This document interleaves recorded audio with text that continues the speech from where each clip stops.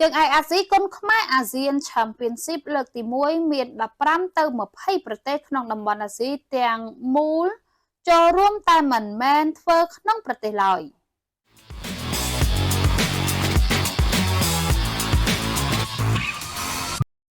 ក្នុងឆ្នាំ2026នេះស្ថាប័នសហព័ន្ធកីឡាប្រដាល់គុនខ្មែរនិងសហព័ន្ធគុនខ្មែរអន្តរជាតិមានផែនការបន្ថែមទៀតក្នុងការផ្សព្វផ្សាយក្បាច់គុនខ្មែរឲ្យកាន់តែទូលំទូលាយហើយបានរួមគ្នាពង្រឹងនិងពង្រីកវិសាលភាពកីឡាអត្តសញ្ញាណជាតិមួយនេះនៅលើឆាកអន្តរជាតិជើងឯកអាស៊ីគុនខ្មែរអាស៊ាន Championship លើកទី1មាន15ទៅ20ប្រទេសក្នុងតំបន់អាស៊ីទាំងមូលចូលរួមបើតាមលោកខៅឆាយប្រធានសហព័ន្ធកីឡាប្រដាល់គុនខ្មែរនិងជាអគ្គលេខាធិការសហព័ន្ធគុនខ្មែរអន្តរជាតិបានឲ្យដឹងថាសហព័ន្ធគុនខ្មែរអន្តរជាតិនឹងរៀបចំព្រឹត្តិការណ៍ប្រកួតជើងឯកអាស៊ីលើកទី1ដោយនឹងត្រូវធ្វើនៅអំឡុងខែកក្កដានៅខេត្តខេនធូប្រទេសវៀតណាមការធ្វើជើងឯកអាស៊ីនេះដោយសារតែវៀតណាមបានស្នើសហព័ន្ធគុនខ្មែរអន្តរជាតិហើយសហព័ន្ធក៏ព្រមតាមសំណើវៀតណាម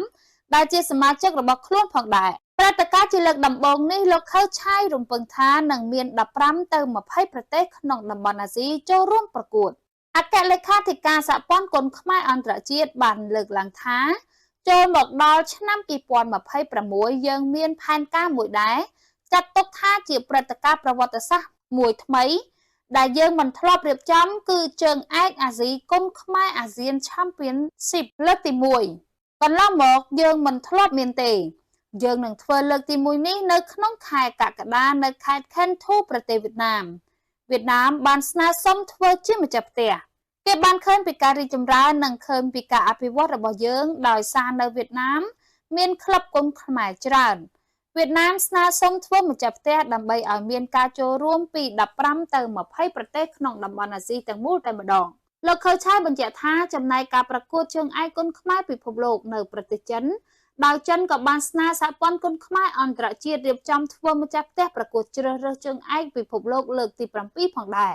ប៉ុន្តែសហព័ន្ធគុនខ្មែរអន្តរជាតិកំពុងវិតម្លៃនិងមើលទៅលើលក្ខខណ្ឌវិនិច្ឆ័យរបស់ចិនថាតើអាចរៀបចំព្រឹត្តិការណ៍បានត្រូវតាមលក្ខខណ្ឌរបស់សហព័ន្ធដែរឬទេគួរបញ្ជាក់ផងដែរនេះគឺជាលើកទី1ហើយ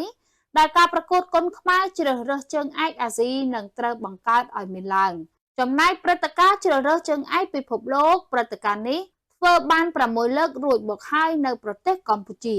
យ៉ាងណាមិញព្រឹត្តិការណ៍ជើងឯកលើពិភពលោកនេះក៏នឹងបើកឱកាសឲ្យប្រជាជាសមាជិកគុនខ្មែរអាចស្នើរៀបចំប្រកួតក្នុងប្រទេសរបស់គេផងដែរដោយសហព័ន្ធគុនខ្មែរអន្តរជាតិនឹងពិនិត្យមើលទៅលើលទ្ធភាព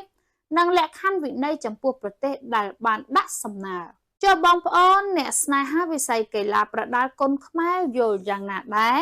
ការប្រកួតជើងឯកអាស៊ីគុនខ្មែរអាស៊ាន Championship យកទៅធ្វើនៅក្រៅប្រទេសបែបនេះសូមចូលរួម comment និង share តាមការគួរ